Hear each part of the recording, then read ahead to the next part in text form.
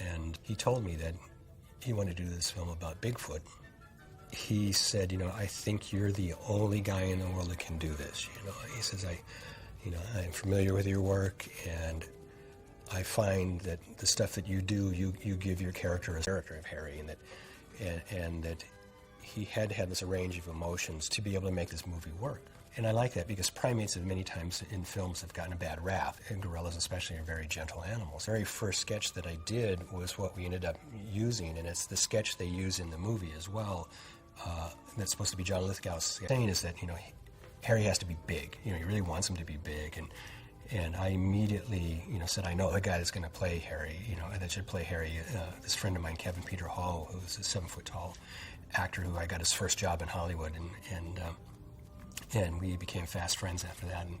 And I just thought he'd be so perfect for the part. Strongly, as the saying goes, that eyes are the window to the soul. And I really thought those need to be Kevin's eyes. So the mask was designed in a way so that we would use that are kind of more anatomical in a way and based on anatomy and actually have these muscles that kind of are connected. So it was built as a suit that, first of all, you could perform in, and it would kind of translate as muscles work. First, we molded Kevin's entire body, and that's the armature for our sculpture. So when I sculpted the head, I'm sculpting on a life cast because you want it to fit the person. Every wrinkle on Harry's face is carved into the clay and modeled. Every pore is carved into the clay and modeled. The same with his hands, same with his feet, same with his entire body. Then molds are made into these things, and cores are made so we can cast the foam rubber the thickness we want. Bill wanted Harry to be 8 foot, 9 foot, or something like that.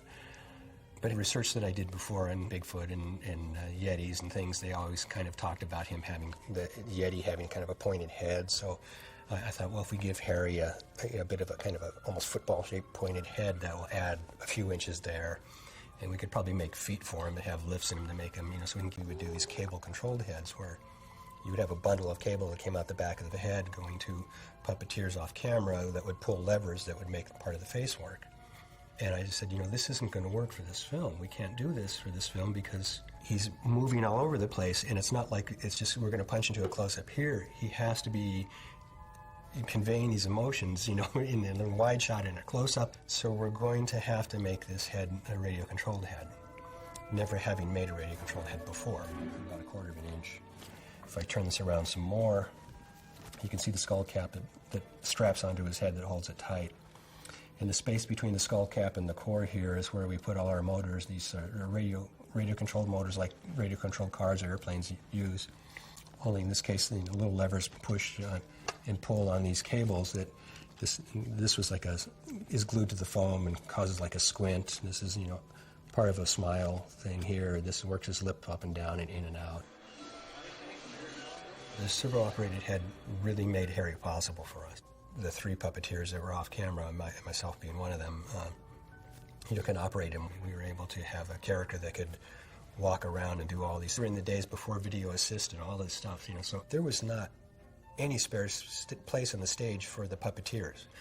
I would be kind of in one corner behind a C-stand and behind a flag, kind of with my little joystick trying to see him, and the guy doing the brows was over here, and the other guy that was doing the lips was over here.